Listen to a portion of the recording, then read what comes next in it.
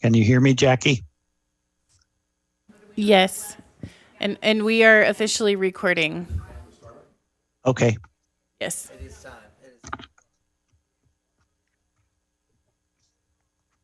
It's 6:01 right now. I can't even see it. Okay. Just do what Jackie says. No, is it time to start? Yeah. Okay.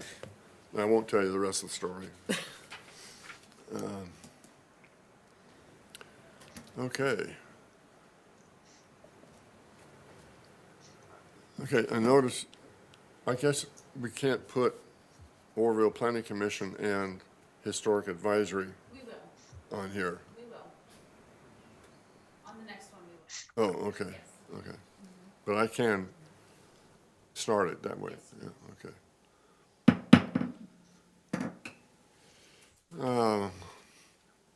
I invite you to the Oroville City Planning Commission and Historic Advisory Commission tonight.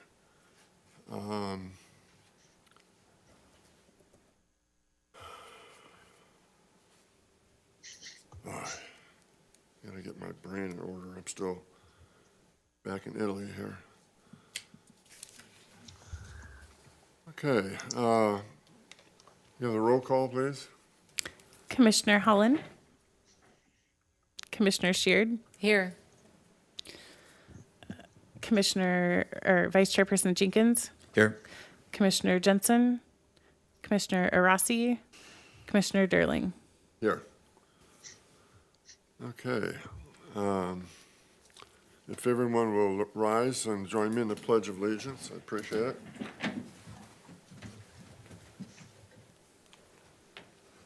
Begin. Pledge allegiance To the flag of the United States of America and to the republic for which it stands, one nation, under God, indivisible, with liberty and justice for all. Thank you. Be seated.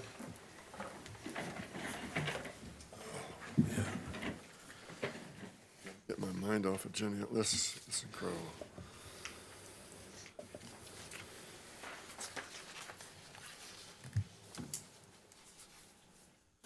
Okay, this is the time that the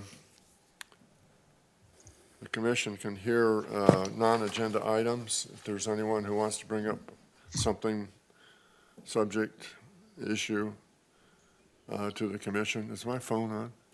Yeah, Mr. Chairperson, I do not have any blue speaker cards for this meeting. okay, great. Thank you. Okay, we'll go to regular business, approval of the minutes. I move that we approve the minutes. Huh? I move that we approve the minutes. Second. Okay, we have a motion to approve and a second. Any discussion on the minutes? Take a vote. Motion carries with 4 yeses and 2 absent. Thank you. Okay, we go to the next item. That's a public hearing on City of Paris building interior and exterior improvements. Staff? Yes, Commissioners, Wes Irvin by Zoom tonight. Before you is our only item this evening. And if you recall, the Historic Advisory Commission did review some initial proposed facade changes for the City of Paris building, which is at 1474 Myers Street, directly across the street from the theater. Now before us is a final proposed facade for your review and approval.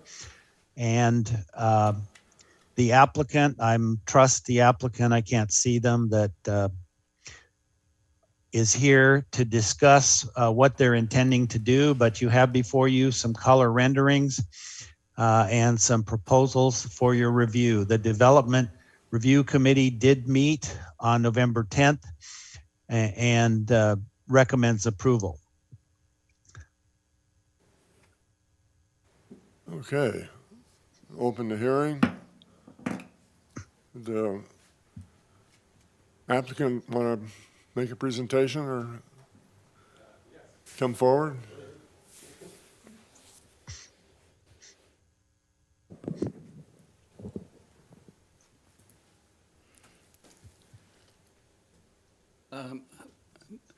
I'm Mike Trollander. I'm the Brian Wong's planner, and I led the design on this project. There was numerous people who worked on it, but we pulled them together and got the ideas together. So what you're looking at here, the last time we were here, we had a tile base at the bottom, what's called the bulkhead, the area underneath the windows. We had a hard time getting the tile to work because we wanted to move the tile around to the Robinson Street side and anchor the bottom of the building. So we moved to stone, and the stone is a very dark brown stone. We had a sample. I don't see it here, but there was a sample that was turned in. And so the stone is the base of the building, and we always try to darken the base of the building to anchor it to the ground. And then when you see the painted pilasters or columns that are coming down between the windows, underneath each one of those, the stone breaks and becomes a base to those, and that area of the stone is sandblasted so that there's some changes in the on that stone base.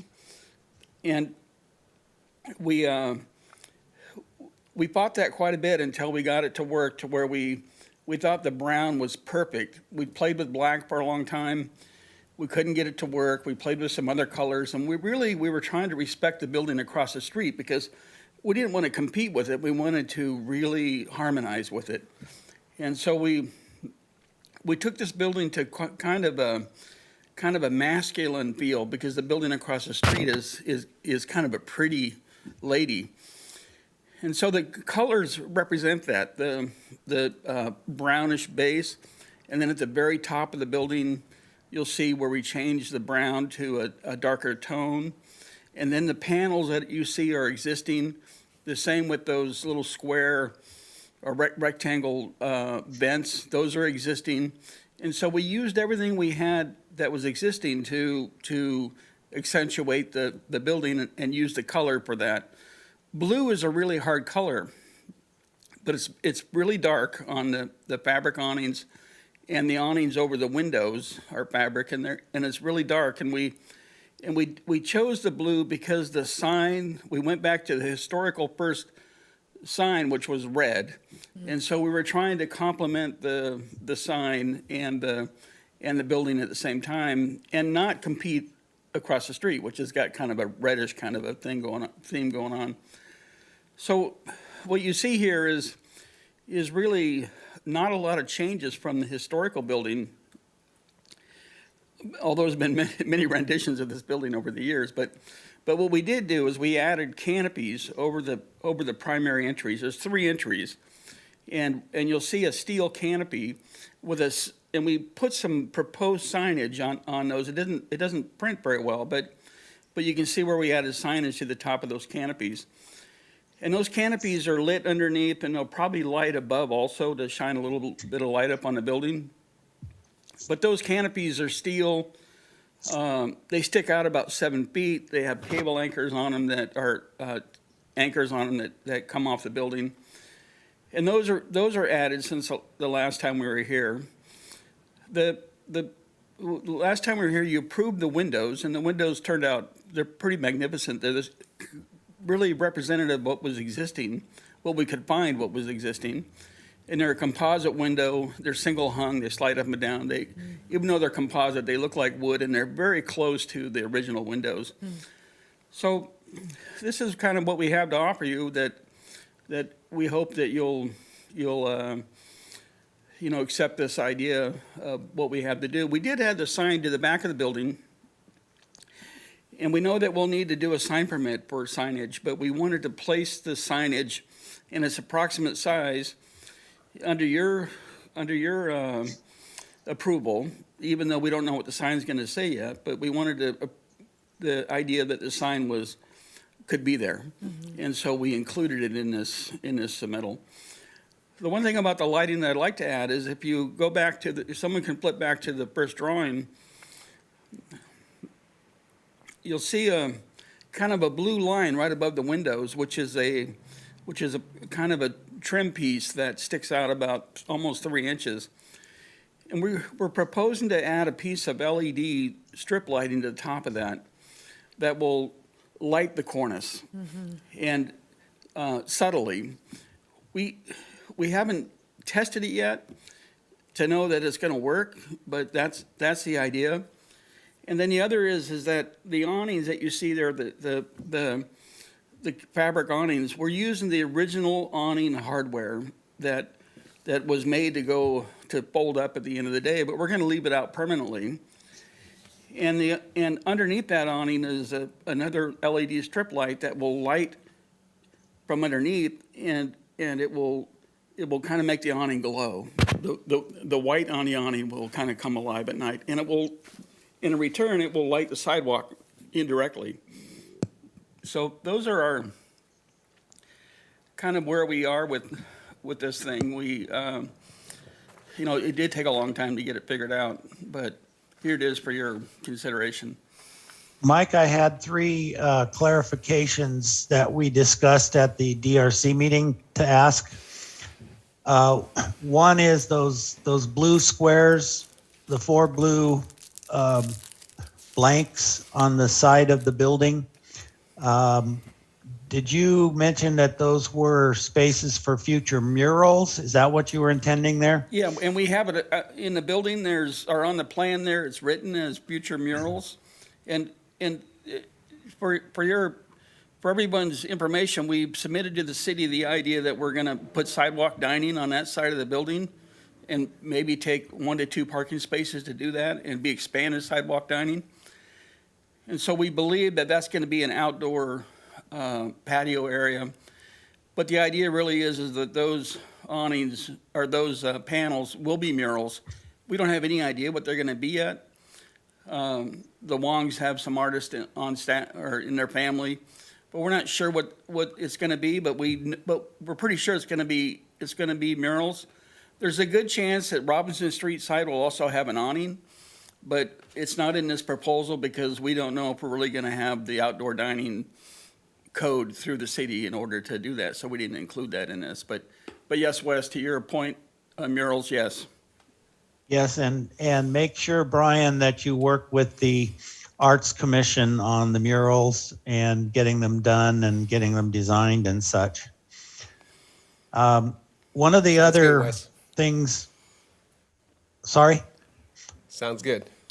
Okay. One of the other things that you mentioned at the DRC meeting was that the colors that were reproduced in print were not quite exactly what your intention was. Can you kind of discuss that? Yeah, well, there's 2 things going on. One is we need to wait for the building to be its final texture in order to roll on the paint to get the actual feel of what these colors are going to do for us. But this is our roadmap for the colors, but they may shift just slightly. They'll still be a blue, but we're not sure the intensity of the blue until we really get some up on the building, and I need to get the building textured before I can do that. So what you see in front of you is schematic design, and the printer is pretty close, but it's probably not 100% accurate.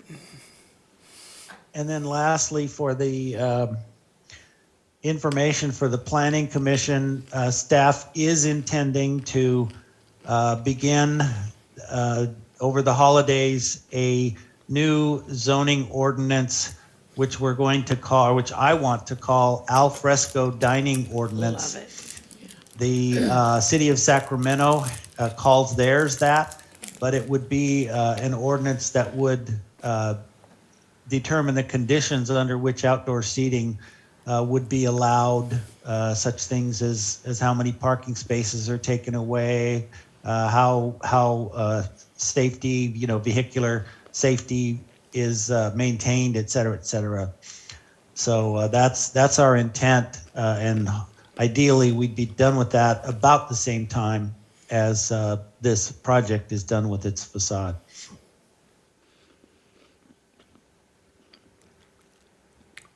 Is that all you have?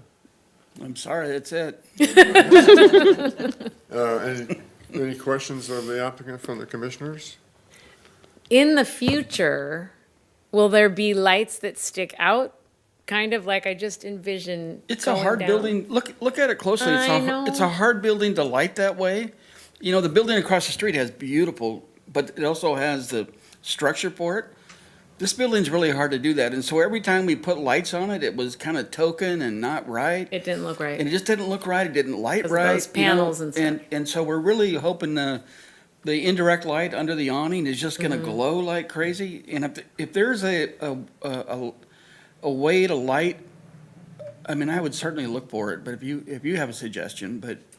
I was just but- thinking that the State Theater is so bold, and I don't want, you know, you want this equally as powerful. So there, however that happens, it's gonna be, and we were just talking about, then we gotta take photos from that end, just be, Well, we do have that really cool City of Paris sign that's been restored. oh, I know. Totally neon. Oh, I know. It's gonna blow light in a lot of, I'm just gonna light up like crazy. So we do have that going for us. Oh, I know. And then the lighting for the tenants, we hope to be lit also. Yeah.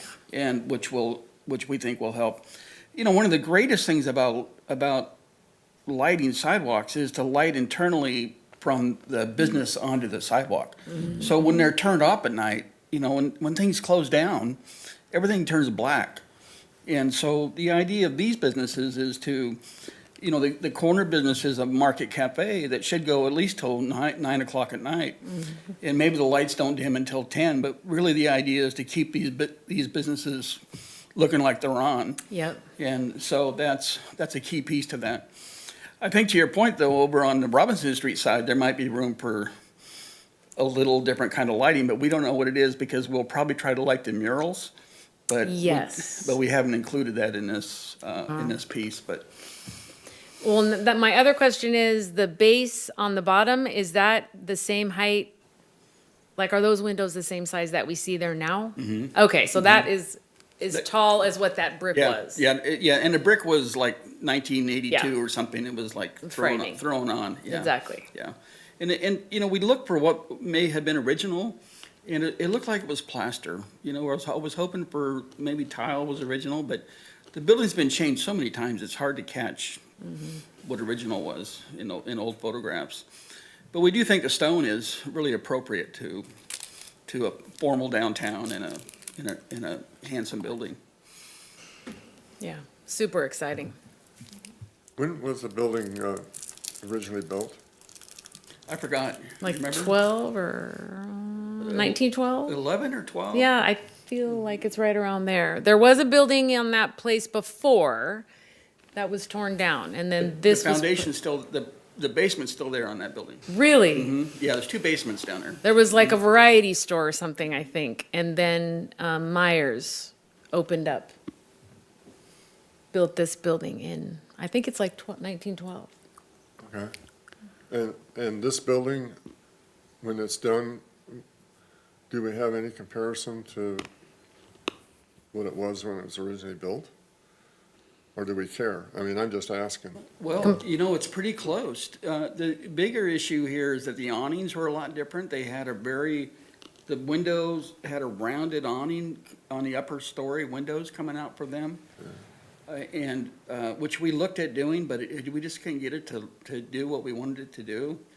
So, but, you know, the building is pretty, we haven't made a lot of changes to the original building. You know, the exterior is still the same stucco profiles and the windows. There's been more alterations to the building, like it didn't have a walk-up stair, and it had more storefronts years ago. It had 4 storefronts at one time. And so there's been a lot of changes to the pedestrian level of the building. But the upper part of the building remains pretty much intact. Cool. Before the Historic Advisory Commission makes its final determination here, there's 2 other points that I'd like to make. One is that this is not a landmark building. It is not on a historic register. And I don't know if the owner would like to consider designating this as a landmark building. It certainly might meet all the criteria at some point. That would actually preserve What you do. a little bit better the historic nature of it. And then secondly,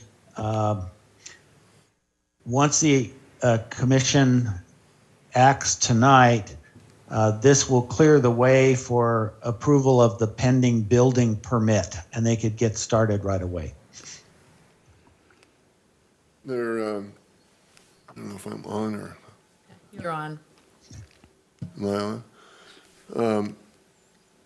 There seemed to be a lot of statements of, we're not sure what this, or not sure what that, or colors or whatever in your presentation. Will staff have the opportunity to finalize this in a way with all the questions that they're left kind of open? So can I try to answer that Sure. real quick? Yeah. Okay, so what Mike, Mike comes from a design background. So when he says that he's not quite exactly sure is because when you look at things in real life, and because everything has texture on there, when you apply it, it's very difficult to work with color. So what you see here is what our intention is of creating.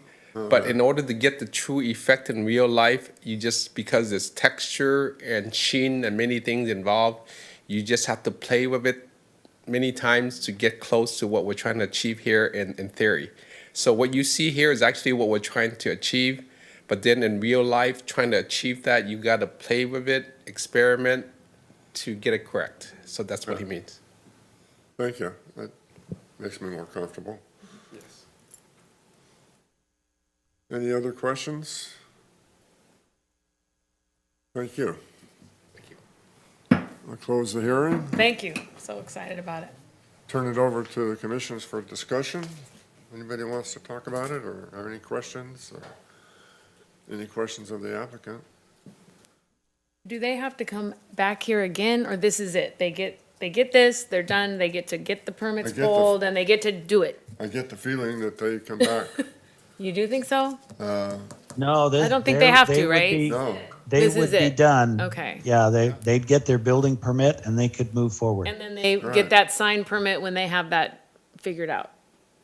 Correct. Okay. And the city of Paris sign, it stays exactly the way, because that's the historical part. That's of what the they're building. getting worked on right now. Yeah, and for Because the it's city not of there, Paris it's sign, off somewhere getting fixed. because that You sign know, is existing and they're just refurbishing it. Yeah, they don't It's need just a, going to be an electrical permit. okay, perfect. Okay. And good. yes, and to address the sign, we're taking our time with it. I've contacted a neon sign historian, a couple of people that's been in the industry for a long time. We're even trying to specify the same sheet metal that they use back then, and whatever accessories were on there, we're trying to be true to the original. So we're gonna make sure that we do it correctly. And also with the lettering, we're commissioning somebody that's been in the industry for a long time to do it, to make sure it's done correctly. That's Does great. anybody know why it's City of Paris? My Yeah. understanding is that it's based after the City of Paris store that was in San Francisco. Yes, the Really? guy, yeah, the City of Paris store in San Francisco Yeah, I know is that. where Myers worked, I think, and he wanted to come here and set up a version of it. It's where you Should- didn't, I guess you could copy names back then. Yeah, So that's what he did. that's fine. And Yes. he originally did it down the street, I think. Oh. I was what's getting it- turned what's around in important here. is But this this sign be is, preserved. oh, yeah. Yeah, Yes. because that's been there forever. Oh, it's that Yes, with the and State the, Theater sign. Yes, and the City of Paris building in San Francisco is today Neiman Marcus there in Union Square. So they've, the original building that was the City of Paris, they've remodeled, they try to go modern. But the entry area where the spiral staircases with the skylight, that was original to the original City of Paris building. Cool. Thank you. Yeah, it's wonderful. Okay, I'm ready for a motion, or anybody want to do anything? I'd like to make a motion if we're ready. I move to approve item 2 on the agenda as stated. I second. Okay, we have a motion and a second. Any discussion? Ready to vote?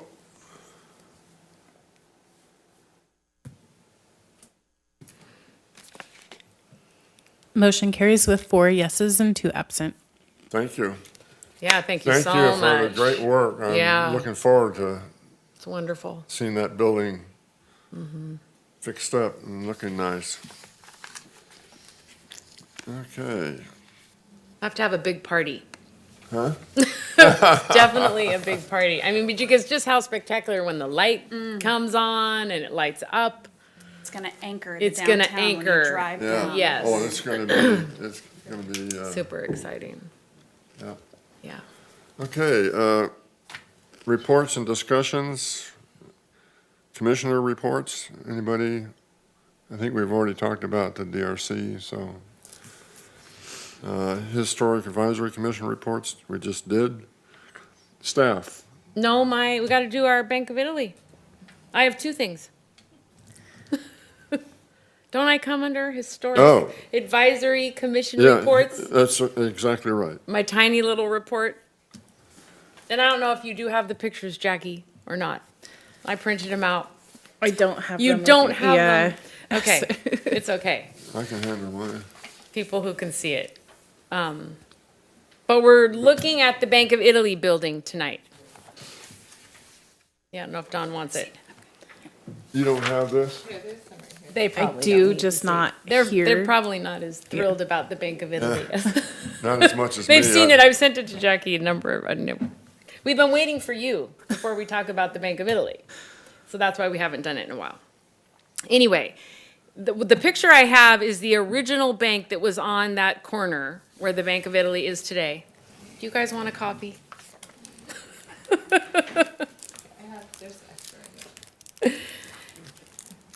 There was always a bank on that corner. And that little plaque there shows that, I mean, even by 1850, there was a bank on the corner. But this was the Rideout Smith Bank. And it's interesting to me what that structure looked like. And Bank of Italy decided to tear it down because that's actually a pretty spectacular building in its own right. But the Bank of Italy came in there in 1926. They had already been a very successful established bank.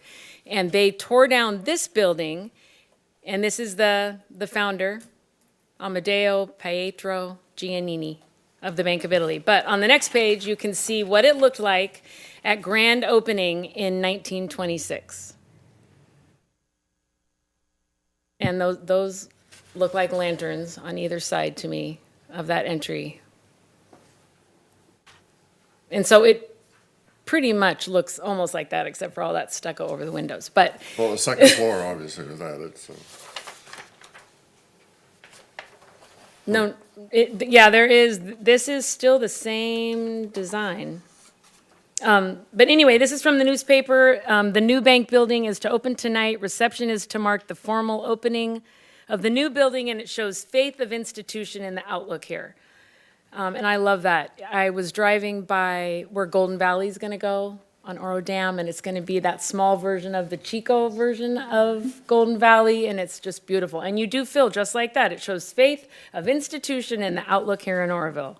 And that historic, I mean, that was AP's philosophy. Yes, He, that's what prompted him really to start the branch yes. system. He's the He was- he's he's the first founder of the fo- branch Of the system. branch system. Yes. And that came about because he was trying to help farmers in the Italians. small towns and so forth, and it was getting really complex organizationally. And so he created then the banking system that basically is today, Right, modern banking. modern banking. And it kind of all started with not just this one, but other communities, other small towns. And where he had faith in those towns, what they could become. And so he went in there and put a bank in there. Yes. And it was noted when this branch came in that it was the latest design in bank architecture. It was pronounced one of the most beautiful buildings in the Bank of Italy chain in 1926. It had concrete interior with mahogany woodwork and fine Italian shell marble counters and desks. And then they said it had an air washing machine system in the basement to Yeah. provide cool air and it was heated with an oil furnace. But yes, they started the banking for the common man, where you can go to a branch and where every deposit is important. They broke down the barrier between all the bank owners and the depositors. But the main thing was the Italians could not get loans for all of their investments. They were denied all the time. So he opened up his own bank and they lent to each other. And then it was the fastest growing bank in banking history ever. Yep. How quickly it grew. And he then founded Bank of America in 1930. So after doing Bank of Italy, and it flourished. But the son of an immigrant. And I think on the last page here, yeah, there were, at this branch in Oroville, 227 stockholders that invested $1 million in that bank when it opened in 1926. And then they have this little article of the children who deposited. I thought this is pretty big. 2,212 school children deposited $20,000 in total. I don't know if kids do that anymore, go and deposit money at a bank. Maybe they could do that when, what's the bank I just said? Golden Valley's coming. But anyway, this building is spectacular. I wish it didn't have stucco on it right now, but I'm happy that it's there. Ideally, I would love a use that was a for-profit use, but I know we can't change that. But it's a beautiful building. So that. I don't know if you know the story about AP during the 1906 earthquake. Anybody know that story? Okay. Nobody would loan money to people who wanted to rebuild or whatever, and nobody would do anything. And his bank was one of the ones that was destroyed, except he could get to his vault. He took all the money out of the vault and set up on 50-gallon drums, created a table, and sat there and made loans and kept it all in his head. Wow. And everybody thought he was absolutely nuts. That no one, you're never going to see that money again. Every dime that he loaned out came back. Wow. And that's what established him as a banker, the banker in San Francisco. It was in 1906, and what really got started him in the banking system. Interesting. What it became. I didn't know that. Just fast. I met him once. I won't say I met him. I had a family, Italian family, Giannini family get together, and I was about 3 or 4 years old, I guess, and I don't remember, maybe 6, but I remember him, and my stepfather, my dad was an imposing person, and this guy, AP, outshot. I mean, this guy, just his presence is what I remember as a kid. I mean, it's just not bad or anything, just powerful, just there. Anyway, I'll shut up. But That's awesome. I just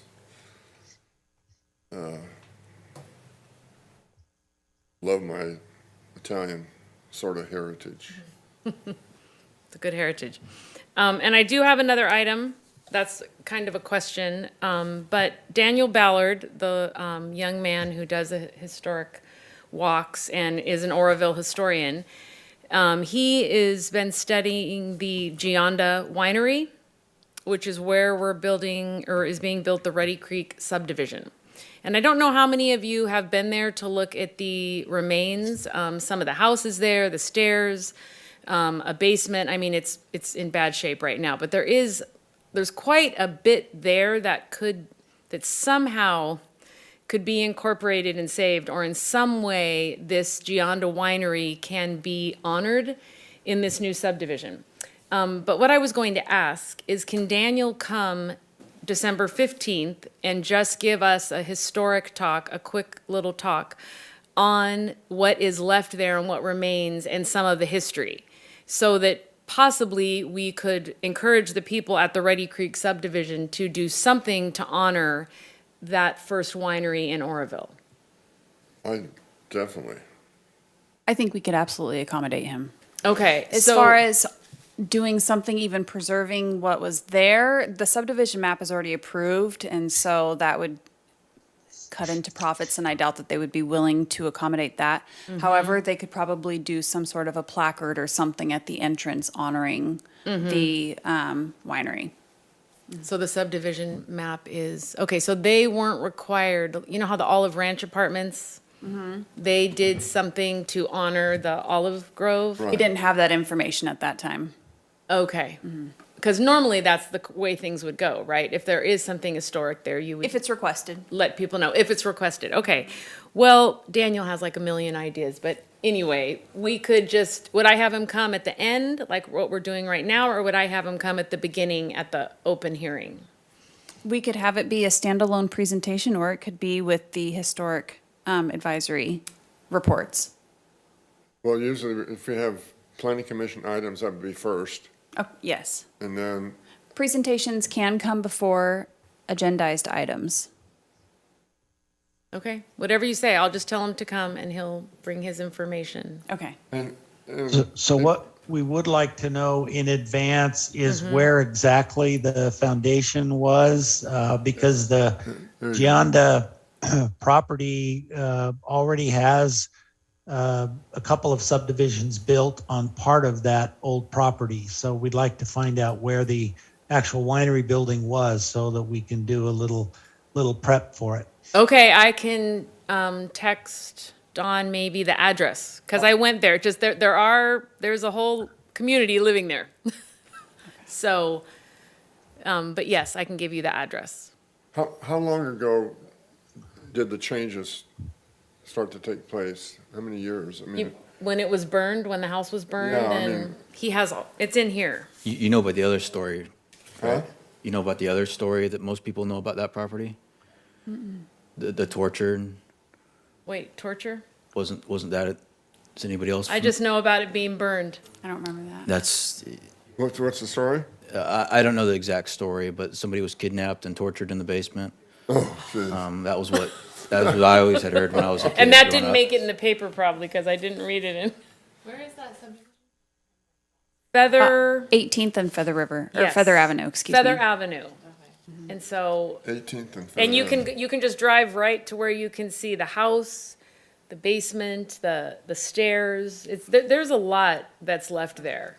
There's a lot of wine bottles, I guess, that are there. A lot of historic trees, and Daniel has all that. So, but maybe he could present it to us, and then he could present it to them. I think he knows who the owner is.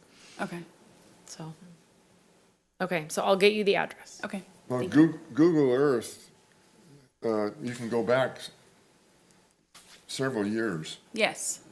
Have you tried that to see what was there? This is the first I know of it, so once we get the address, we'll pull some information. Yeah, because I'll get that. historically, I've done things that, part of my genealogy, and wonder, like I remember as a kid, the fun house in San Francisco, out by the beach. I don't know if you know it. It was an exciting thing. I mean, it was just huge. Well, I went on Google Earth and went back, and I think it was Google Earth went back to 1938 on that. And now I have an aerial of what I remember as a kid going to this place. Yeah. And matches what I remember. That's neat. So you might look at that. You Yeah. might see historically what was there. We will absolutely do that. And I Yeah. think Daniel has all that information because he's been studying it, but I'll send this to you, the address. Okay, so that's all I have. Fantastic. Any other items? Staff reports now? Yes, Anything from staff? Wes Don and Danny may want to add to this, but we only have one agenda item for the December 15th Planning Commission at this time, and that's the presentation about the winery. And just noting it is on December 15th. So Don and Danny, did you have any items to add? Not at this time, no. So if we don't have any, what do you go? We could schedule push it to January. The builder is not, we have not heard from him, or he has not indicated that he is ready to start building yet. So we still have time to have Yeah. the discussion. Yes, and don't count on it, on the meeting being canceled just yet. We have a number of items that are pending that might pop up onto this agenda. Okay. Anything else? Ready to adjourn the meeting? I'll adjourn the meeting. Meeting's adjourned.